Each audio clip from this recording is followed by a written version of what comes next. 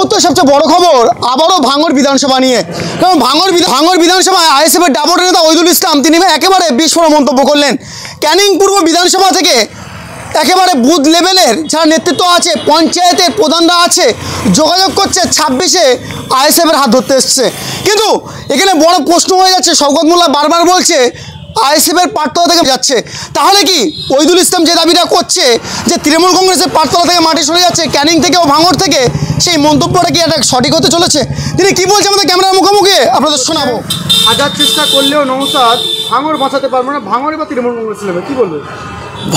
ধরে নিলে তো ভালো, তাহলে তোরা এত জ্বালা এত ফাটছে কেন? তোদের টোটাল পশ্চিমবাংলায় যে মিটিং হয় না সেটা ভাঙলে সেই মিটিং কেন করছিস? তাহলে তুই নে না। এই তো কদিন আগে যেই আব্বাস ভাইজান বলেছে তোকে ঘাড়ে গিয়ে বসবে, কিন্তু তুই সামলাতে পারবি না।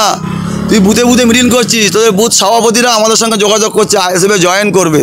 তুই কি বলছিস যে আমরা ভাঙড় ক্যানিং জিতবো, আর তোদের সভাপতি তোদের দলের নেত্রীরা আমাদের সঙ্গে যোগাযোগ করছে, তোদের দলের প্রাক্তন এমএলএরা আমাদের সঙ্গে যোগাযোগ করছে, তোদের দলের প্রধানরা আমাদের সঙ্গে যোগাযোগ করছে। তুই কি বলি? কোথায় বগলের চুল আর কোথাকার কাশ্মীরি রুল? বাস সিদ্দিকি, সিদ্দিকি, শাহজাহান এরা তো অনেক দূরের কথা। ওরা একটা নওশাদকে সামলাতে পারে না। এই যে বাংলার মুখ্যমন্ত্রী নওশাদকে সামলাতে পারে না। সে বিধানসভায় নওশাদ ভাই কথা বললে উত্তর দিতে পারে না।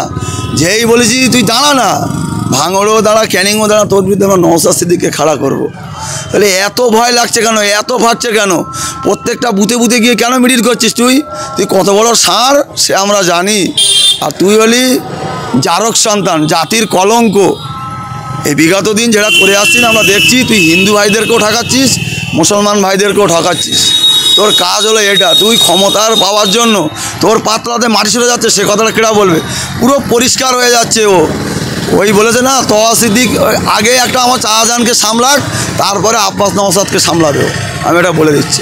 তিনি বারবার ওই জাহান নামের কুকুরকে নিয়ে বেশি কথা বলতে চাই না, তবু বলছি ওই কুকুর জেসিবি দিয়ে ঘর ভাঙে, ওই কুকুর ভাঙড়ে এসে থালা মতন ভিক্ষা নিয়ে যায়, ভিক্ষা নেয়।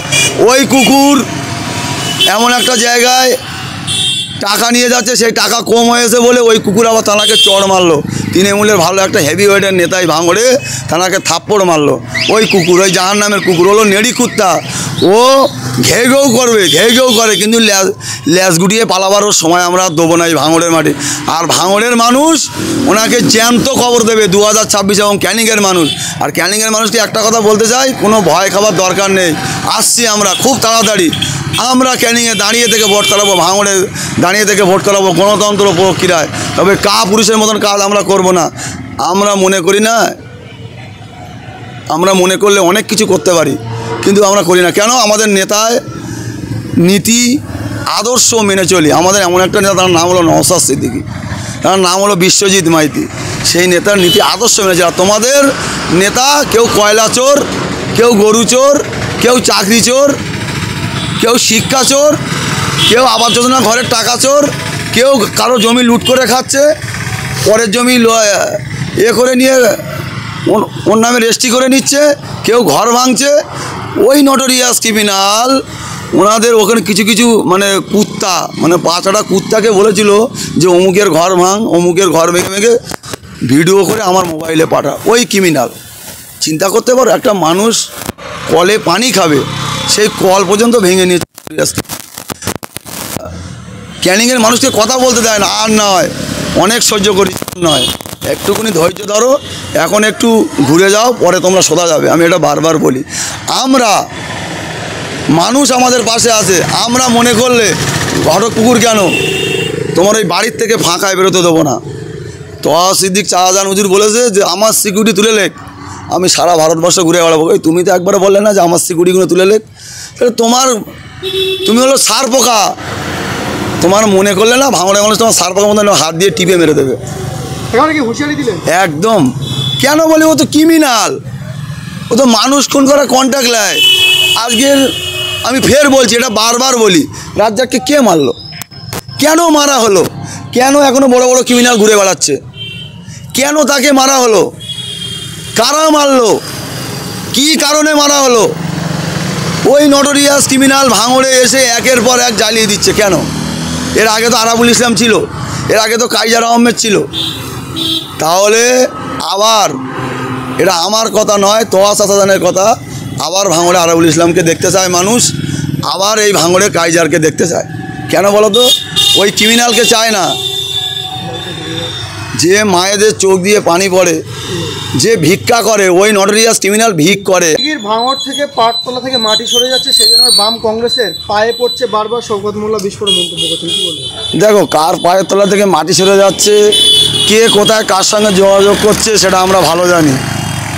আমরা কোনোদিন কারো পায়ে ধরি না, আর আমরা কোনোদিন কাউকে হাতে পায়ে ধরে ডেকে আনি না। কেন? আমাদের এমএলএ ছিল সংযুক্ত মোর্চার এমএলএ, সেই হিসেবে আমাদের একটা কর্তব্য দায়িত্ব ছিল আমাদেরকে জানানো, সেটা আমরা জানিয়ে দিচ্ছি। তবে দলের স্বার্থে এগুলো আমরা, দল যে বিজেপি এবং টিএমসি যেটা করছে, আমরা একতা হয়ে ঐক্যবদ্ধ হয়ে আমরা কাজ করতে চাই, এবং ঐক্যবদ্ধ হয়ে পশ্চিমবাংলা থেকে এই টিএমসি নামক এবং বিজেপি নামক দলটাকে আমরা শেকড় সমেত উপড়ে ফেলতে চাই। এবং এই যে নটোরিয়াস ক্রিমিনাল বলছিল যে হাতে পায়ে পড়ছে, ওই নটোরিয়াস ক্রিমিনাল কার সঙ্গে লাইন করছে সেটাও আমরা ভালো জানি। কিন্তু উনি বিজেপির হাতে পায়ে পড়ছে, শুভেন্দু অধিকারের হাতে পায়ে পড়ছে, আমরা জানি না। উনি বারবার আমাদেরকে বলে, আমরা শুধু বলি না বলে কিচ্ছু, উনি অনেকবার বেড়েছে, বন্ধ করো, অতি বাড়া বেরো না, ঝড়ে পড়ে যাবে, আর অতি ছোটো হয়ে না, ছাগলে মুড়ে খাবে।